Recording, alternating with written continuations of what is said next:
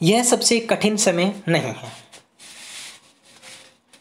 प्रिय विद्यार्थियों, आज हम बात करेंगे कक्षा 8वीं विषय हिंदी 8वीं कविता है, यह सबसे कठिन समय नहीं है।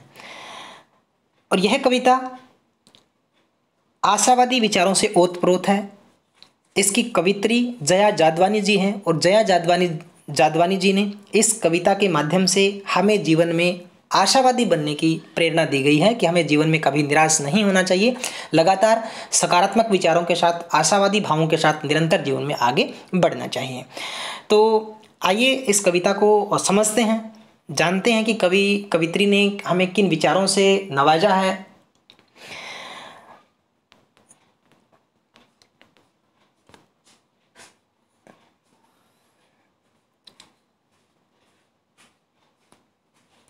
नहीं, यह सबसे कठिन समय नहीं है, अभी भी दबा है चिड़िया की चोंच में तिनका और वह उड़ने की तैयारी में है। जैसा कि हमने पिछली कविता में पढ़ा था और मैं हर बार आपको बताता हूँ कि जब हम कोई कविता वाचन करते हैं तो सबसे पहले हमें उसका प्रसंग लिखना होता है, उसके बाद उसका भावार्थ या सरलार्थ, और उसके बाद में हम उसका विशेष लिखते हैं या भावार्थ लिखते हैं, जो मुख्य उसमें बात होती है, जैसे भाषा के बारे में है, अलंकार के बारे में है, शब्दावली के बारे में है। तो सबसे पहले हम उसका प्रसंग देखते हैं। प्रसंग का मतलब होता है प्रस्तुत जो कविता है या पंक्तियां हैं वो किस पाठ्यपुस्तक से ली गई है, उसकी कविता का नाम क्या है और उसके कवि या कवित्री का नाम क्या है और उसमें किस प्रकार के भावों का या विचारधारा का वर्णन किया गया है, तो वो भी हम इसमें लिखते हैं। तो ये मैंने जो रेखांकित किया है वो एक प्रकार से आपका काव्यांश है, पद्यांश है, कविता का पाठ अंश है। तो प्रस्तुत पंक्तियाँ या काव्यांश कह सकते हो हमारी हिंदी की पाठ्यपुस्तक वसंत भाग 3 यानी 8वीं की जो वसंत भाग 3 है, वसंत भाग 1 छठी में है, वसंत भाग 2 7th क्लास 7वीं में है और वसंत भाग 3 8th यानी 8वीं कक्षा में है।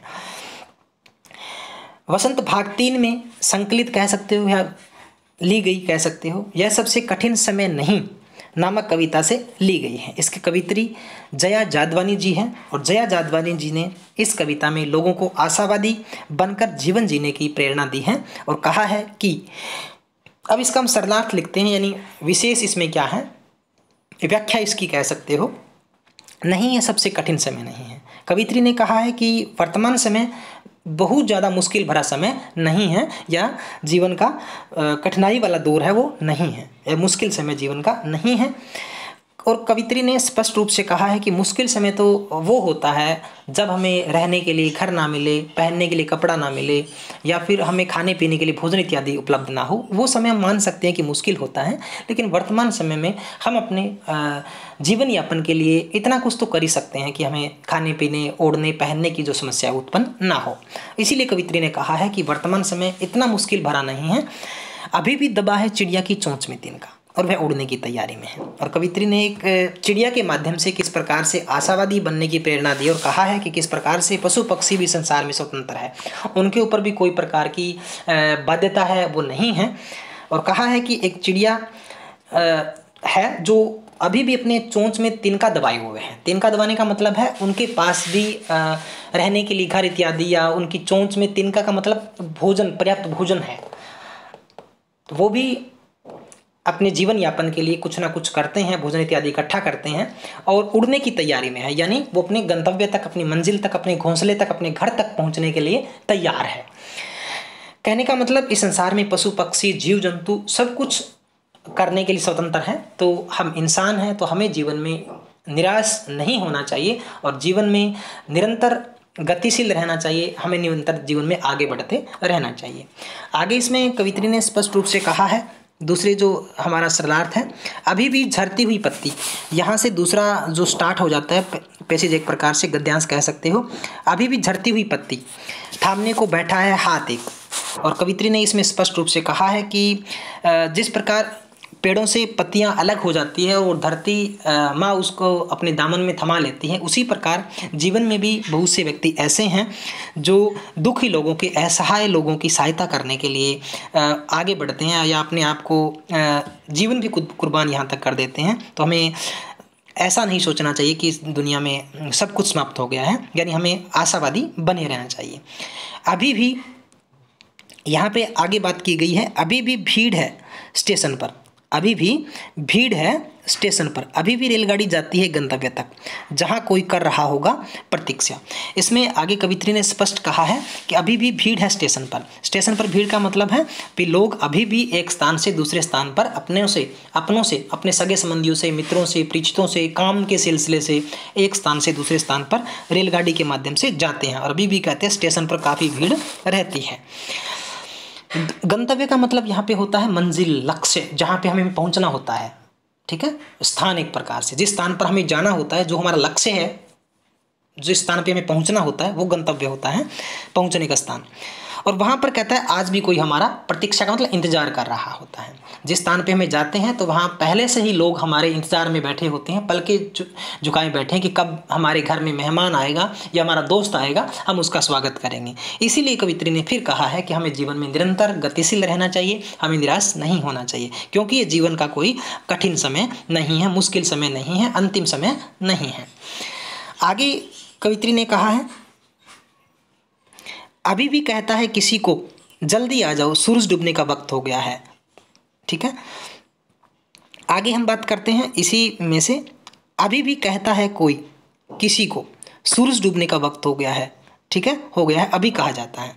ठीक है, इससे हम बात करें कि कवित्री कहता है कि अभी भी बहुत से लोग ऐसे हैं जो अपनों का इंतजार करते हैं और उनसे घर जल्दी आने के लिए प्रार्थना करते हैं कि घर जल्दी आ जाओ, क्योंकि अभी रात्रि होने वाली है, सूर्यास्त होने वाला है और अभी थोड़ी देर में रात हो जाएगी, तो जीवन में हो सकता है कोई परेशानी हो, प्रॉब्लम हो, इसलिए आप जल्दी घर आ जाओ। अभी कहता है सूर्य डूबने वाला है, अस्त होने वाला है। तो यहाँ से हमें पता लगता है कि अभी भी उम्मीद है, लोग आशावादी हैं, किसी का इंतजार कर रहे हैं। तो इन लोगों से हमें भी प्रेरणा लेना चाहिए, और इन सब बातों से हमें ये भी लगता है कि जीवन एक सामान्य प्रकार से चल रहा है। जैसे सदियों पहले हमारे पूर्वज जिया करते थे, वो जीवन यापन करते थे, उसी प्रकार आज भी लोगों के मन में जीवन जीने की इच्छा है, अपनों से मिलने की इच्छा है, दूसरों के कार्य करने में किसी प्रकार की कोई बाधा नहीं है। यानी स्वतंत्रता जैसे पहले थी वैसे आज भी बनी हुई है, और इसीलिए कहता है कि हमें जीवन में कभी निराश नहीं होना चाहिए, क्योंकि ये जीवन का कोई मुश्किल समय नहीं है।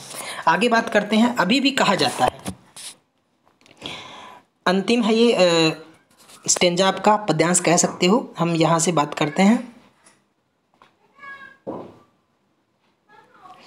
अभी भी कहा जाता है उस कथा का आखिरी हिस्सा जो बूढ़ी नानी सुना रही सदियों से दुनिया के तमाम बच्चों को।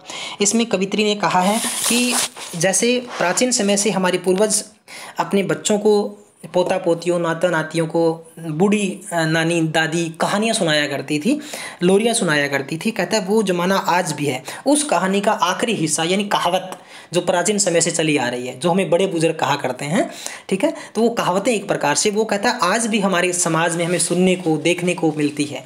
कहता है आज भी वो एक प्रकार से कल्चर है, वो जीवित है। तो कहता है इस दुनिया में कुछ भी बदला नहीं है, वो तमाम चीज़ें आज भी होती हैं।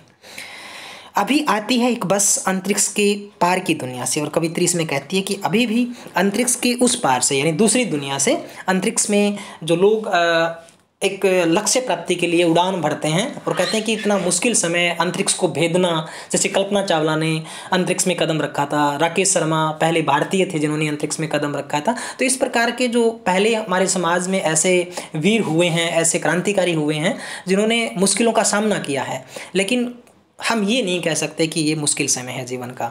तो कहते हैं अंतरिक्ष के पार की दुनिया से लाएगी बचे हुए लोगों की खबर। बचे हुए का मतलब जो संसार में जीवित लोग हैं, जो हमेशा सकारात्मक भावों से प्रगतिशील दुनिया की ओर रुख करते हैं, हमें आगे बढ़ने की प्रेरणा लेते हैं, तो उन लोगों की खबर भी कहता है अच्छी न्यूज़ हमें सुनने को मिलेगी। नहीं, ये सबसे कठिन समय नहीं है। और कवित्री ने फिर कहा है कि जीवन का अंतिम समय नहीं है, कठिन समय नहीं है, हमें जीवन में लगातार आशावादी बने रहना चाहिए और कभी हमें निराश है वो नहीं होना चाहिए। ये थी आपकी जया जादवानी जी द्वारा रचित एक बहुत ही सुंदर कविता, जिसमें हमें निरंतर जीवन में आगे बढ़ने की प्रेरणा दी गई है, आशावादी रहने की प्रेरणा है वो दी गई है। इस कविता के ये बहुत ही अच्छे क्वेश्चन है शॉर्ट आंसर टाइप ही एक प्रकार से हैं। तो ये सारे के सारे जो क्वेश्चन है ना वो बिल्कुल इसी कविता पर आधारित हैं। तो इनको आप आसानी से कविता पढ़ करके आसानी से कर सकते हो।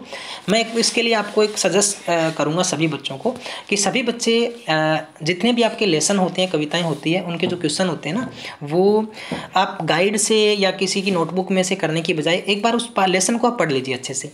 फिर उस लेसन को, और मोस्टली आंसर तो क्वेश्चन में ही होता है, आप 2 बार क्वेश्चन को पढ़ेंगे तो आपको आधा आंसर तो वैसे ही पता लग जाएगा इसमें क्या कहा गया है।